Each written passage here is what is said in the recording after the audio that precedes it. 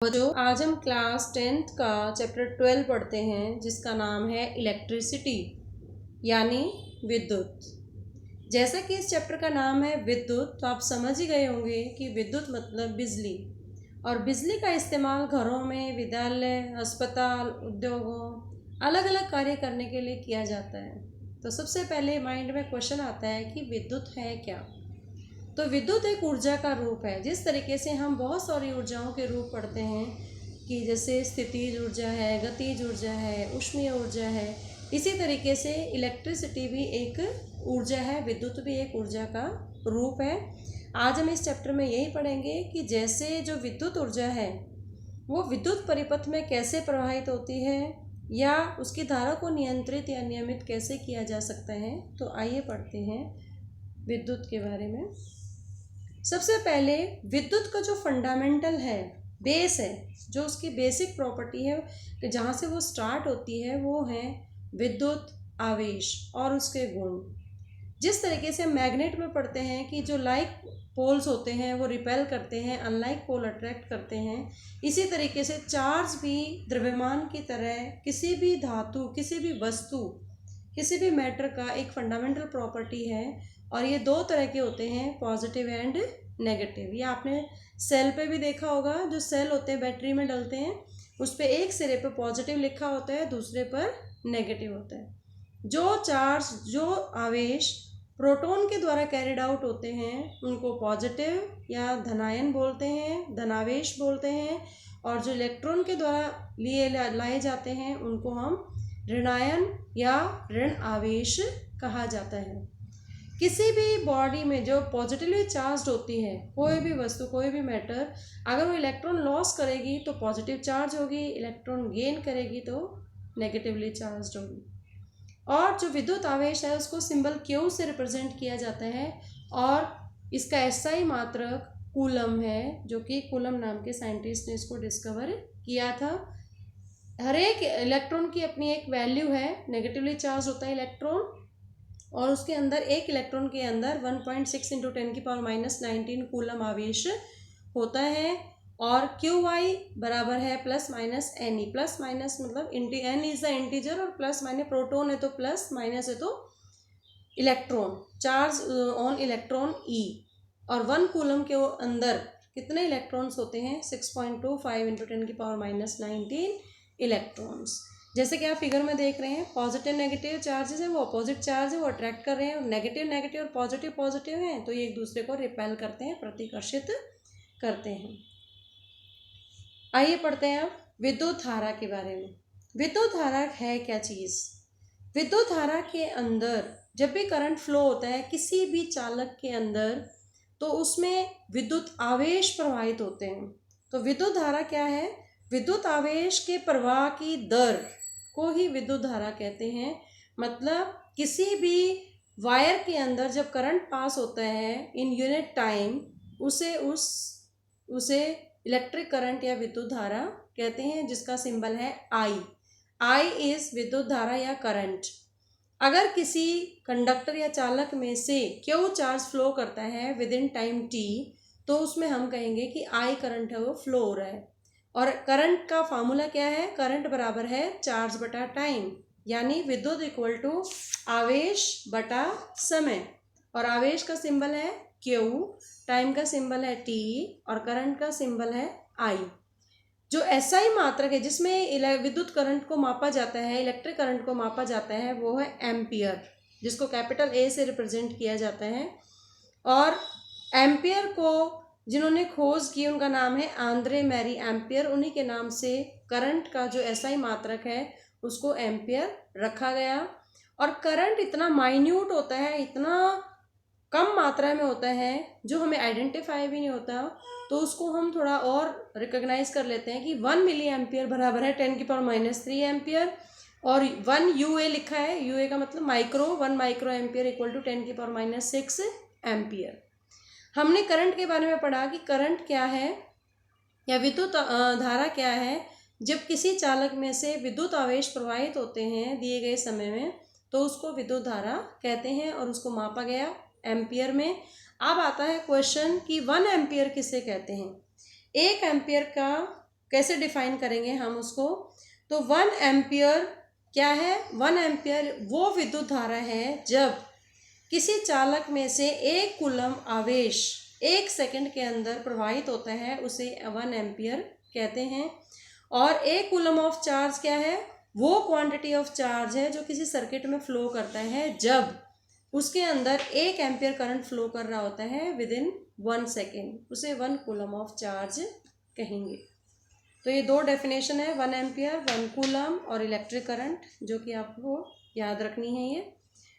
उसके बाद नेक्स्ट आता है विद्युत परिपथ। मोस्ट इम्पॉर्टेंट, आपको ड्रॉ करना आना चाहिए ये। विद्युत परिपथ क्या है? जब भी किसी हम क्लोज पाथ जिसमें से करंट पास करता है उसे विद्युत परिपथ कहते हैं, या हम बिल्कुल डेफिनेशन इसकी क्या कह सकते हैं कि किसी भी विद्युत धारा के सतत तथा बंद परिपथ को ही विद्युत परिपथ कहते हैं। इसको हम थोड़ा आसान बना देते हैं कि विद्युत परिपथ क्या है? जब किसी क्लोज्ड कंडक्टिंग पाथ में करंट पास होता है तो उसको हम इलेक्ट्रिक सर्किट या विद्युत परिपथ कहते हैं। जैसे ये आपको फिगर दिख रहा है, बल्ब है, तारे हैं और बैटरी है, ये क्लोज्ड है। अगर हम एक तार को भी इसमें से हटा देंगे तो वो ओपन हो जाएगा और ये बल्ब है वो जलना बंद कर देगा। तो विद्युत परिपथ हमेशा क्लोज्ड सर्किट होता है। ओपन सर्किट होगा तो वो कंप्लीट सर्किट नहीं माना जाएगा। इसी तरीके से जो इलेक्ट्रिक करंट फ्लो करता है किसी भी सर्किट में, उसकी डायरेक्शन क्या होती है? From positive terminal to negative terminal. और किसी भी सेल को रिप्रेजेंट करने के लिए एक बड़ी लंबी लाइन होती है वर्टिकल, एक छोटी होती है। जो वर्टिकल लंबे वाली होती है उसको प्लस साइन और छोटे वाली होती है उसको माइनस साइन। ये सेल है। और जब एक या एक से ज़्यादा सेल, 2 या 3, 4 सेल अगर हम कनेक्ट कर देंगे तो उसको हम बैटरी कहते हैं। और आपको फिगर के अंदर दिख रहा है, डायग्राम के अंदर, capital A ammeter, capital V voltmeter, resistance मतलब कंडक्टर जिसमें कोई प्रतिरोध जो कि करंट के प्रवाह को कम कर दे, रोकता है, रोकने की कोशिश करता है। और कनेक्टिंग वायर्स जो आप घरों में भी देखते होंगे कि पंखे के साथ ब्लू, रेड, ग्रीन इस तरह की कनेक्टिंग वायर्स होती हैं, कलर की होती हैं, अपना एक अलग सिंबल होता है उनका। और इस विद्युत प्रवाह को मापने के लिए एक यंत्र है जो हमेशा पूछा जाता है 1 नंबर में कि एमीटर क्या है। एमीटर वो यंत्र है जो किसी भी विद्युत परिपथ में विद्युत धारा को मापता है और इसको हमेशा इलेक्ट्रिक सर्किट के अंदर श्रेणी क्रम में ही संयोजित किया जाता है। अगर श्रेणी में नहीं करोगे तो वो आपका करेक्ट लेबलिंग नहीं होगा, करेक्ट आपका इंडिकेशन नहीं होगा और इस तरीके से हम एमीटर को पहचान नहीं पाएंगे कि वो श्रेणी क्रम में है या पार्श्व क्रम में है। तो ये था विद्युत परिपथ। अब कोई भी विद्युत परिपथ हम बनाते हैं तो उसके लिए हम अलग अलग जो कंपोनेंट्स हैं हमारे पास, अलग अलग जो वो अव्यय है या उपकरण हम इस्तेमाल करते हैं, उनको हम डायरेक्ट ड्रॉ नहीं कर सकते। अगर हम कहें कि फ्रिज है उसको ड्रॉ करें या बल्ब है उसको ड्रॉ करने में टाइम लग जाता है, उसके हम सिंबल यूज़ करते हैं। तो इसमें कुछ सिंबल्स हैं इस स्लाइड के अंदर। सबसे पहला है इलेक्ट्रिक सेल, विद्युत सेल। विद्युत सेल के अंदर 2 लाइनें होती हैं वर्टिकल, एक पॉजिटिव और एक नेगेटिव। जैसे कि आपने सेल में देखा होगा 2 टर्मिनल हैं, एक हेड होता है, कैप सी होती है और एक बॉटम है उसका, एक पे पॉजिटिव लिखा होता है एक पर नेगेटिव। तो इससे हम इस तरीके से, और जो लाइनें हॉरिजॉन्टल लाइन दिख रही हैं वो कनेक्टिंग वायर्स हैं। तो ये है विद्युत सेल। उसके बाद अब बैटरी आता है। जब 2 या 2 से ज़्यादा सेल्स को हम कनेक्ट कर देते हैं तो वो बैटरी बन जाती है। उसके बाद आता है प्लग की, प्लग कुंजी या स्विच। स्विच जब ऑफ होता है तो उसके अंदर बीच में ब्रैकेट लगा के और कनेक्टिंग वायर लगा के, डॉट नहीं होता उसमें, वो ओपन सर्किट है, मतलब कंप्लीट सर्किट नहीं बना। प्लग की, स्विच क्लोज, जैसे आप पंखा बंद करते हैं या ऑन करते हैं, जब पंखा ऑन करेंगे तो सर्किट क्लोज हो जाएगा, ऑफ करेंगे तो ओपन हो जाएगा। उसके बाद होती है वायर जॉइंट, एक तार को दूसरी तार से जोड़ते हैं तो इस तरीके से रिप्रेजेंट करेंगे। 6ठे नंबर पे है कि बिना ज्वाइनिंग के हमें क्रॉस करना है एक तार को दूसरी तार से, तो इस तरीके से रिप्रेजेंट करेंगे। इलेक्ट्रिक बल्ब है, बल्ब को इस तरीके से रिप्रेजेंट करेंगे। उसके बाद आता है रजिस्टर ऑफ रेजिस्टेंस आर, प्रतिरोधक। हमें प्रतिरोधक को जिग जैग मैनर में ड्रॉ करके करना है। उसके बाद आता है रियोस्टेट या वेरिएबल रेजिस्टेंस, उसको क्रॉस कर देंगे और रियोस्टेट के अंदर ऊपर से आप एरो लगा सकते हो। एमीटर जो कि विद्युत धारा को मापता है और श्रेणी क्रम में डाला जाता है हमेशा किसी भी विद्युत परिपथ में, उसको सर्कल में कैपिटल A एमीटर का सिंबल है, सर्कल के अंदर कैपिटल V है तो वो वोल्ट मीटर का सिंबल है, और प्लस माइनस साइन और साथ में कनेक्टिंग वायर्स। तो ये कुछ सिंबल्स हैं जो विद्युत परिपथ में काम आते हैं। इनके सिंबल हमें ड्रॉ करना है, लिखना है, ये याद कर सकते हैं। उसके बाद नेक्स्ट आता है इलेक्ट्रिक पोटेंशियल और पोटेंशियल डिफरेंस। दोनों में अंतर क्या है? इलेक्ट्रिक पोटेंशियल मतलब विद्युत विभव, और पोटेंशियल डिफरेंस मतलब समझ ही आ रहा है कि कहीं ना कहीं अंतर है दो पॉइंट्स के बीच में, तो विभवांतर। अब इलेक्ट्रिक पोटेंशियल क्या है, सबसे पहले इसके बारे में बात कर लेते हैं। जब भी कोई आवेश फ्लो करता है एक पॉइंट से दूसरे पॉइंट में, वो क्यों फ्लो करता है? क्योंकि दो पॉइंट्स के इलेक्ट्रिक लेवल्स में डिफरेंस है, और इन इलेक्ट्रिक लेवल्स को इलेक्ट्रिक पोटेंशियल कहते हैं। जैसे आप देखते होंगे हमेशा ये कहा जाता है कि लाल तार को नहीं छूना चाहिए। जो रेड वायर्स होती हैं उनके अंदर हायर पोटेंशियल होता है, 220 वोल्ट होता है, और जो ब्लैक वायर होती है उसमें 0 है। लेकिन जब परिपथ कंप्लीट हो जाता है, उसको क्लोज कर देते हैं, तो वही पोटेंशियल एक पॉइंट से दूसरे पॉइंट में जाता है, उसको पोटेंशियल डिफरेंस कहते हैं। और इस तरीके से जो इलेक्ट्रिक पोटेंशियल है वो किसी भी इलेक्ट्रिक फील्ड के अंदर कहा जाता है कि आवेशों के द्वारा कितना कार्य किया गया, किसी चीज़ को इन्फिनिटी से एक पर्टिकुलर पॉइंट तक लाने के लिए कितना वर्क डन हुआ, उसे इलेक्ट्रिक पोटेंशियल कहते हैं।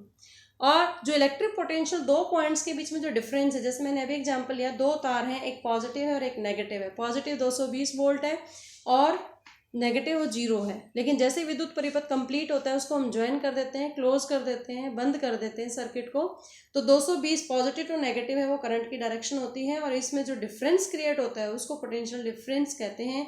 और इसका दूसरा नाम वोल्टेज भी है, जिसको कैपिटल V से रिप्रेजेंट किया जाता है। पोटेंशियल डिफरेंस की क्या डेफिनेशन है? विभवांतर किसे कहेंगे?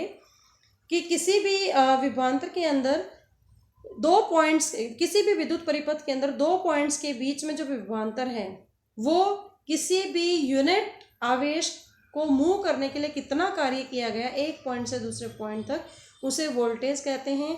इसलिए पोटेंशियल डिफरेंस का फॉर्मूला है वर्क डन अपॉन चार्ज, और पोटेंशियल डिफरेंस का सिंबल है capital V, work done is W और चार्ज इज Q।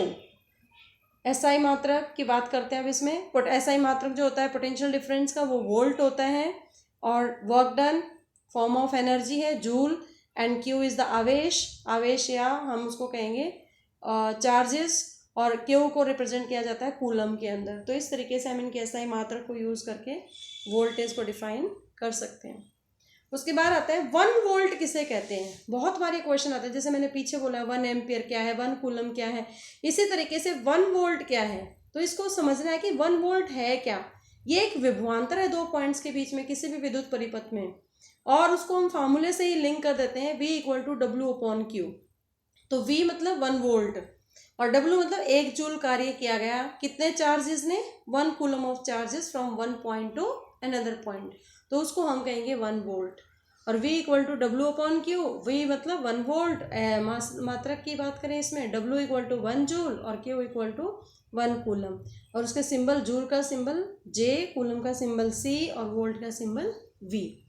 अब अगेन क्वेश्चन आता है, जिस तरीके से हमने विद्युत धारा को मापा था सर्किट के अंदर एमीटर के द्वारा, जो कि श्रेणी क्रम में लगा होता है, इसी तरीके से विभवांतर को भी एक यंत्र के द्वारा मापा जाता है जिसको वोल्ट मीटर कहते हैं।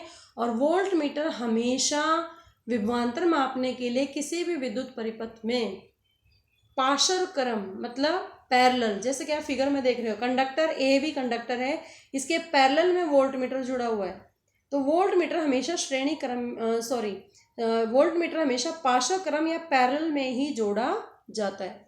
तो इस तरीके से हम पोटेंशियल डिफरेंस भी निकाल सकते हैं, वोल्टेज ड्रॉप निकाल सकते हैं। उसके बाद नेक्स्ट मोस्ट इम्पॉर्टेंट जो हमेशा क्वेश्चंस पूछे जाते हैं पेपर में, ओम्स लॉ, ओम का नियम। ओम का नियम क्या, ओम ने क्या डिस्कस किया जैसे आप फिगर में देख रहे हो, ये बैटरी है, वोल्टेज है, करंट पास हो रहा है, जैसे स्विच ऊपर की तरफ ये जा रहा है तो ऑफ है, बल्ब जलता नहीं है, जैसे स्विच नीचे आता है तो बल्ब जलना शुरू कर देता है। और ओम ने क्या एक परिभाषा दी, ओम ने कहा कि जो कोई भी चालक है, कोई भी मेटेलिक वायर है, जब उसमें से आई करंट पास होता है तो वो करंट उसके सिरों के बीच जो विभवांतर है उसके समानुपाती होता है। लेकिन एक कंडीशन है उसके लिए कि तार का जो तापमान है वो कांस्टेंट रहना चाहिए, समान रहना चाहिए। अगर तार का टेम्परेचर घटेगा या बढ़ेगा तो करंट के ऊपर इफेक्ट आएगा और वो पोटेंशियल के समानुपाती नहीं हो पाएगा। इसीलिए ओम ने कंडीशन रखी और ये ओम का नियम कहलाता है। और दूसरे शब्दों में अगर सिंबॉलिक फॉर्म में कहें तो V is directly proportional to I और V upon I equal to constant. और ये जो कांस्टेंट है, जो नियतांक है, उसकी वैल्यू है R। R को प्रतिरोध कहते हैं। मतलब चाहे वो धातु हो, अधातु हो, मिश्र धातु हो, हर एक धातु के अंदर ये गुण होता है कि वो पूरे के पूरे करंट को अपने अंदर से पास नहीं करने देती। उसमें से कुछ करंट है वो कंज्यूम करती है और उसको दूसरी फॉर्म ऑफ एनर्जी में चेंज कर देती है। जैसे अगर कभी आप 3-4 घंटे आपके घर के अंदर बल्ब जला हुआ है और उसको आप हाथ लगाओगे तो वो गर्म महसूस होगा। तार है, कॉन्टिन्यूस कोई तार है, उसको भी गर्म किया आपने, लगातार चलता रहा, तार को हाथ लगा के देखेंगे तो वो भी हीटेड है। कई बार शॉर्ट सर्किट भी हो जाता है ज़्यादा करंट पास होने की वजह से। तो ये सब क्यों होता है? क्योंकि टेम्परेचर बढ़ जाता है और टेम्परेचर बढ़ेगा तो उसकी जो प्रतिरोधक क्षमता है वो दूसरी फॉर्म ऑफ एनर्जी में चेंज हो जाती है। इसी तरीके से एक कंपोनेंट है प्रतिवर्ती प्रतिरोध, कि जब भी किसी विद्युत परिपथ की विद्युत धारा को नियंत्रित करने के लिए इसका उपयोग किया जाता है बिना उसकी वोल्टेज को परिवर्तित किए। जैसे वोल्टेज चेंज नहीं करेंगे लेकिन उसमें करंट को रेगुलेट किया, कम या ज़्यादा करने की क्षमता होती है, जिसको प्रतिवर्ती प्रतिरोध कहते हैं। उसके अलावा एक और युक्ति का प्रयोग किया जाता है जिसको कहते हैं धारा नियंत्रक। इसमें हम विद्युत परिपथ के अंदर जो रेजिस्टेंस है, जो प्रतिरोध है, उसको हम चेंज कर सकते हैं, उसको परिवर्तित कर सकते हैं, जिसको रियोस्टेट कहते हैं। ओम ने एक V एंड I ग्राफ आता है, V and I graph draw किया। जब उन्होंने कहा कि I और V एक दूसरे के समानुपाती हैं तो उन्होंने देखा, जैसे ये फिगर दिख रहा है लेफ्ट हैंड साइड के अंदर, XY एक वायर है जो नाइक्रोम की बनी हुई है। मोस्ट इम्पॉर्टेंट चीज़ जो है इसमें ओम के नियम में, ये नाइक्रोम वायर है। और नाइक्रोम वायर के अंदर जो टेंडेंसी है नाइक्रोम वायर की, उसको XY के तौर पे उसमें देखा गया कि करंट कितना पास होता है और वोल्टेज ड्रॉप कितना है, और वोल्टेज बढ़ाएंगे तो करंट के ऊपर क्या इफेक्ट पड़ेगा। तो ये XY जो नाइक्रोम वायर है, नाइक्रोम वायर के अंदर इसमें 5 सेल लगा रखे हैं, 4 सेल लगा रखे हैं। पहले इन्होंने जो डॉटेड लाइन दिख रही है इस वायर के साथ, डॉटेड का मतलब क्या है, पहले एक सेल लगाया तो उसमें देखा करंट कितना, उसकी वैल्यू नोट की। करंट को नोट करने के लिए एमीटर है और वोल्टेज को नोट करने के लिए V है, वोल्ट मीटर है। दूसरा सेल लगाया तब उसकी वैल्यू नोट की, V का मतलब वोल्टेज दे रहे हैं ज़्यादा, वोल्टेज ज़्यादा होगी तो करंट भी ज़्यादा होगा। तीसरा सेल लगाया, चौथा लगाया, इस तरीके से कॉरस्पॉन्डेंस है वो करंट है वो मेजर किया गया। और क्या देखा उन्होंने लास्ट में, जब VI ग्राफ ड्रॉ किया तो एक स्ट्रेट लाइन है वो नज़र आई, एक बिल्कुल सीधी लाइन जो कि स्लोप कहलाता है, और इस स्लोप को हम प्रतिरोध कहते हैं। एक नई चीज़ है ओम ने अपने इस नियम में डिस्कवर किया, प्रतिरोध की। हर एक वस्तु का अंदर एक गुण होता है कि वो किसी भी चीज़ का प्रतिरोध करती है, उसको रोकने की कोशिश करती है। इस तरीके से इसमें नेक्स्ट आता है प्रतिरोध और प्रतिरोधकता, रेजिस्टेंस एंड रेजिस्टिविटी।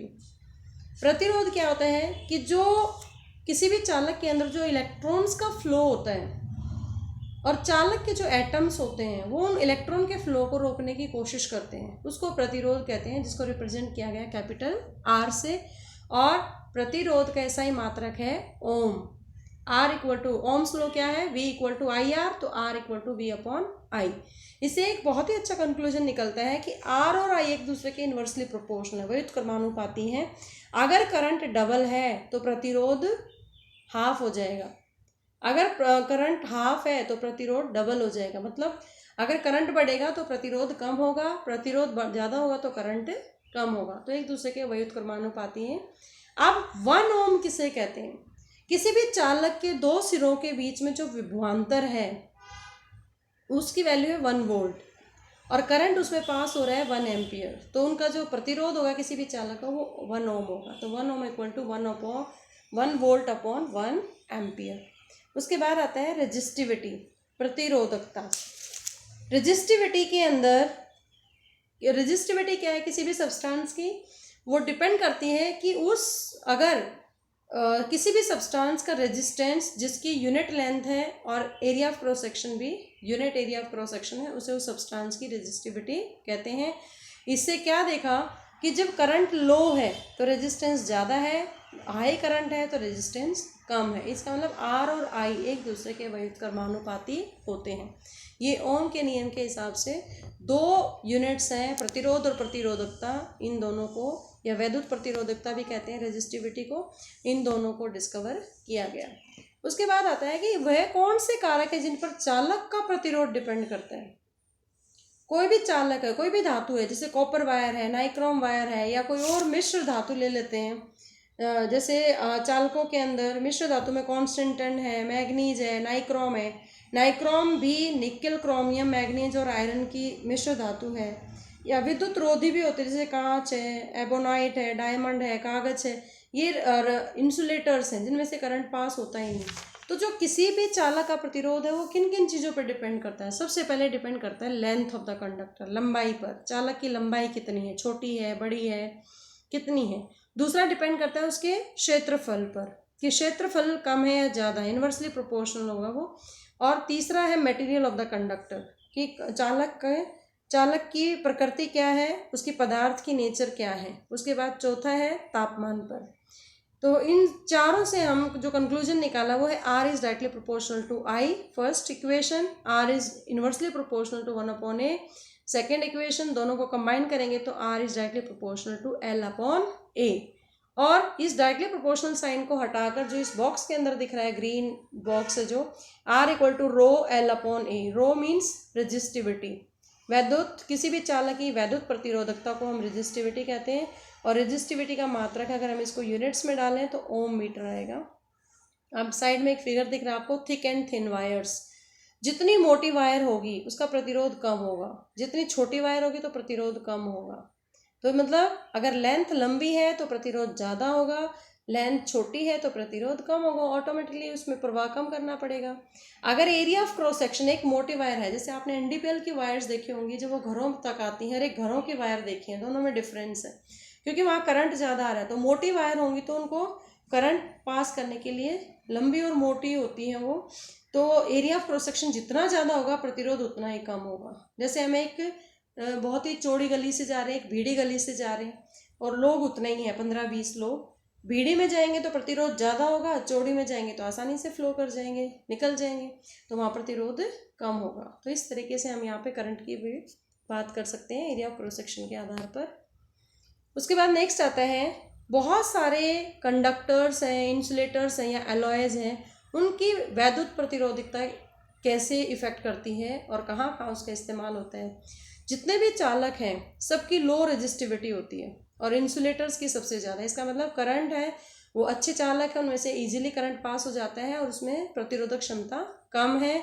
और जो इंसुलेटर जैसे कागज है, डायमंड है, ये प्रतिरोध करते हैं, ये करंट को कम पास ही नहीं होने देंगे, तो इनकी रेजिस्टिविटी ज़्यादा है।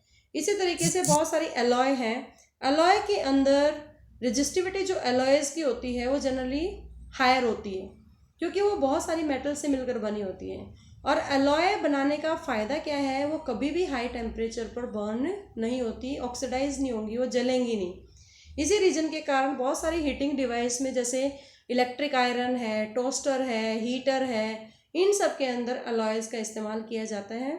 और जो बल्ब है, बल्ब के अंदर एक पतली सी लाइन दिख रही है जिसको फिलामेंट कहते हैं, ये टंगस्टन का बना होता है क्योंकि टंगस्टन भी इजीली ऑक्सीडाइज नहीं होता और इसकी लाइफ है वो ज़्यादा होती है। कॉपर और ऊपर जो वायर्स दिख रही है जिनमें करंट पास हो रहा है, ये कॉपर और एल्यूमिनियम जो धातु हैं, अच्छे चालक हैं और इनको इलेक्ट्रिकल ट्रांसमिशन लाइंस में इस्तेमाल, तारों को बिजली लाने के लिए एक जगह से दूसरी जगह तक इसका इस्तेमाल किया जाता है। और टेम्परेचर के आधार पर प्रतिरोध और वैद्युत प्रतिरोधकता किसी भी मटेरियल की वो है अलग अलग हो सकती है। तो आज हमने पढ़ा विद्युत के बारे में और आई होप आपको समझ आया होगा। So thank you so much, please do subscribe and don't forget to like too. Thank you so much.